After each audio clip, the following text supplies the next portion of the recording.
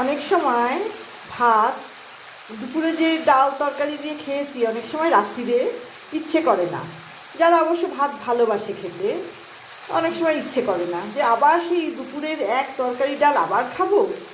তখন আমি করি কি, মাঝে মাঝে এরকম এই সবজি দিয়ে, ঘরে যা যা সবজি ছিল, একটু ফুলকপি, গাজর, ক্যাপসিকাম, তারপরে একটু পেঁয়াজ দিয়েছি, তারপরে কড়াইশুঁটি, বিনস এইসব দিয়ে একটু সাদা তেল দিয়ে এটাকে একটু ভাজতে বসিয়ে দিয়েছি। একটু নুন দিয়েছি।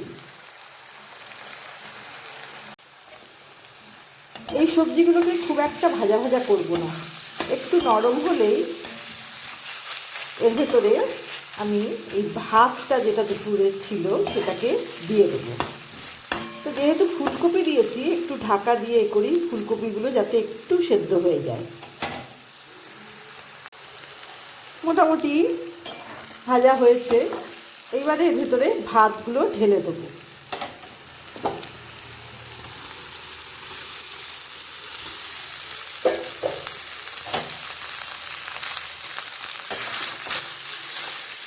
দিয়ে একটু নাড়াচাড়া করবো।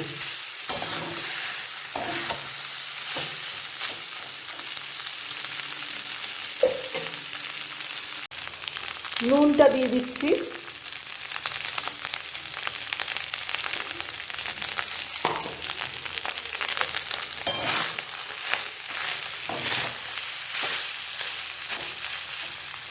একঘেয়ে ওই মাঝে মাঝে এরকম করে খেলে ভালোই লাগে। একঘেয়ে ওই ভাত ডাল বা মাছের ঝোল এসব না খেয়ে মাঝে মাঝে এরকম খেতে ভালোই লাগে আর কি। আচ্ছা, এইবারে আমি এর উপরে দিয়ে দেবো একটু পেঁয়াজ পাতা আর ধনে পাতা কুচি। আচ্ছা, তার আগে দেবো একটু গোলমরিচ গুঁড়ো।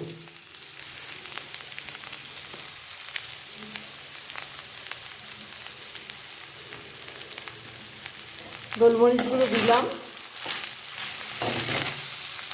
দিয়ে এবার একটু নাড়াচাড়া করে এর উপরে দেবো পেঁয়াজ পাতা।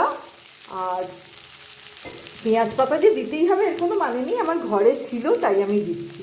আর একটু ধনে পাতা কুচি, যেহেতু ঠান্ডার টাইম, এই সময় ধনে পাতা অ্যাভেলেবেল, সেই কারণে একটু ধনে পাতা কুচি দেবো।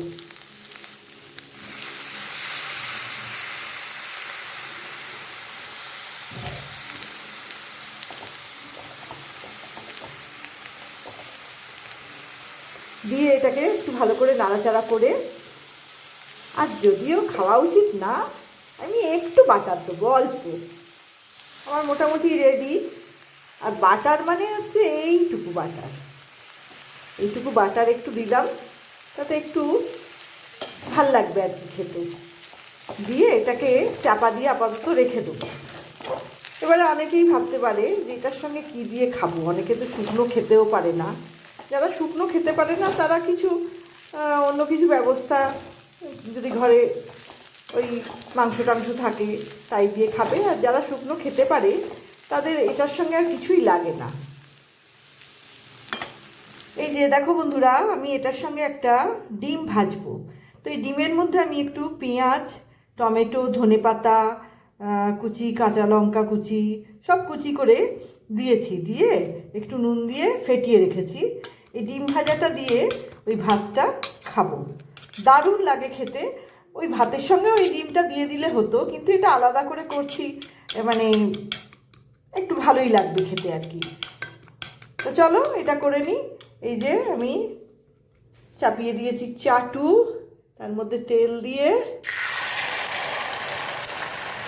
ব্যাস দিলাম, ঢেলে হয়ে গেল। আর কি লাগে, এরকম একটা ডিম ভাজা আর ওদিকে ভাত ভাজা, দুটোই ভাজা। তো এই হচ্ছে ডিনার। মাঝে মাঝে আমি এরকম করে খাই, তোমরাও একবার খেয়ে দেখো, নিশ্চয়ই ভালো লাগবে।